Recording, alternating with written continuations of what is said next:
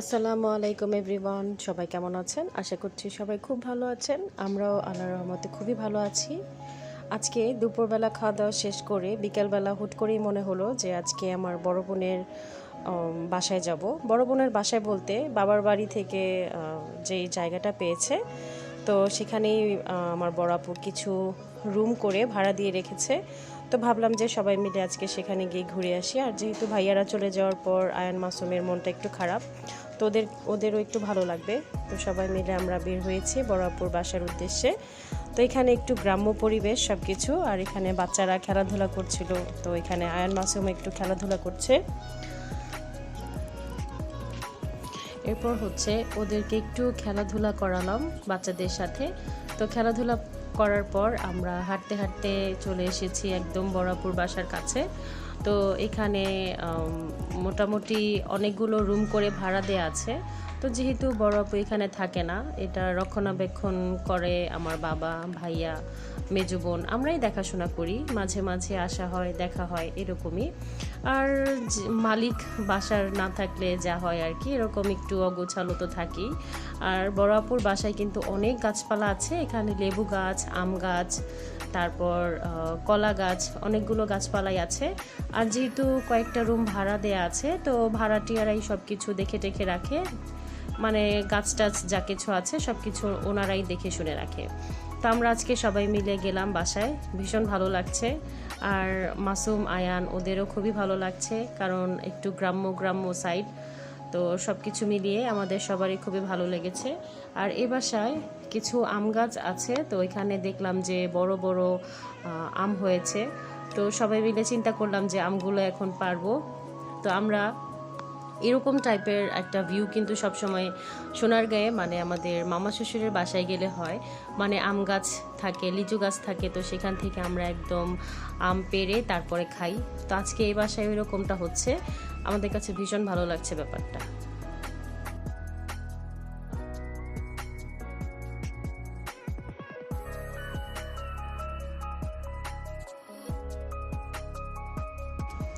এরপর ভাড়াটিয়া যে আন্টিটা ছিল, উনি আমাদেরকে একটা কোটার ব্যবস্থা করে দেয়, মানে একটা লাঠির ব্যবস্থা করে দেয়। তো ওইটা দিয়েই আমরা কিছু আম পারি, যেহেতু আমগুলা খুবই বড় বড় হয়ে গিয়েছে।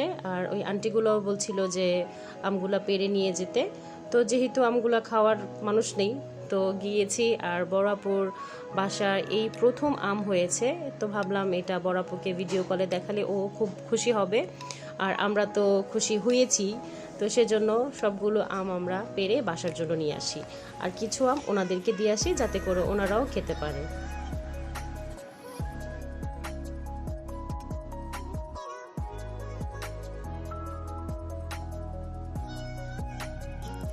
আর আমগুলা পাড়ার পর আয়ান মাসুম তো ভীষণ এক্সাইটেড আমগুলাকে কুড়িয়ে তোলার জন্য।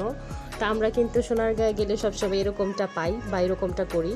আয়ানের বাবা এরকম করে আম পাড়ে বা লিচু পাড়ে, আমরা একদম কাছ থেকে পেরে পেরে খাই। আর মানে ব্যাপারটা খুবই ভালো লাগছিল আমাদের সবার কাছে। এই যে দেখেন, একদম আমটা ঝুলে আছে, তো এটাকে এখন সেই লাঠিটার সাহায্যে কিন্তু পেরে নিচ্ছে আয়ানের বাবা। আর সাথে কিন্তু আয়ান মাসুম আছে, ওরাও কিন্তু কুড়িয়ে নিচ্ছে আমগুলো। আর এই আম পাড়ার পর আমরা এখন চলে যাব লেবুর বাগানে। লেবুর বাগান বলতে এখানে কয়েকটা লেবুর গাছ আছে। তো সেখানে দেখলাম যে একটা গাছের ভেতর বেশ কিছু লেবু হয়ে আছে, আর একটু বড়ও হয়েছে। তো ওই আন্টিটা বলছিল যে এখানে কিছু লেবু আছে, সেইটাও তোমরা নিয়ে যাও। তো আমরা ওইখান থেকেও কিছু লেবু পারলাম। আর আয়ান মাসুম তো এরকমটা কখনো কোনো দিনও দেখেনি, এরকমভাবে গাছ থেকে লেবু পাড়া, খুব কাছ থেকে সব কিছু দেখা। ওরা ভীষণ মজা করছিল, আনন্দ করছিল। তো আমাদের উদ্দেশ্যটাই ছিল মাসুমকে একটু আনন্দ দেওয়ার, কারণ ওর আম্মু আব্বু যেহেতু হজে চলে গিয়েছে, ওর মনটা খুবই খারাপ। যেহেতু ও ছোটো, স্বাভাবিক, ওর খারাপ লাগাটাই স্বাভাবিক। তো আমরা সবাই মিলে সেজন্যই আমার বড়াপুর বাসায় গিয়ে একটু ঘুরে ফিরে আসলাম।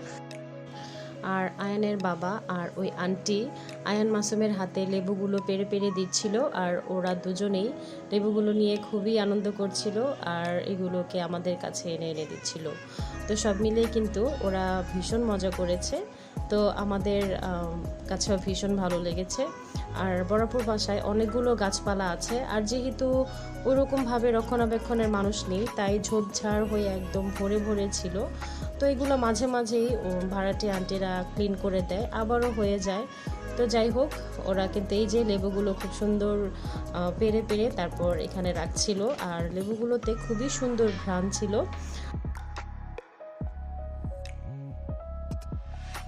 তো আজকের ভিডিওটা এ পর্যন্তই। আজকের ভিডিওটা ভালো লাগলে সেটা অবশ্যই কমেন্ট করে জানাবেন, লাইক শেয়ার সাবস্ক্রাইব করতে ভুলবেন না প্লিজ আমার চ্যানেলটাকে। সবাই ভালো থাকবেন, সুস্থ থাকবেন, আর আমাদের চ্যানেলের সাথে থাকবেন।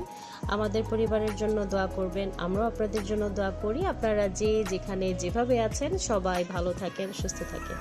আজ এ পর্যন্তই। নেক্সট একটা ভিডিও দেখার আমন্ত্রণ জানিয়ে আজকের মতো বিদায় নিচ্ছি। আল্লাহ হাফেজ, আসসালামু আলাইকুম।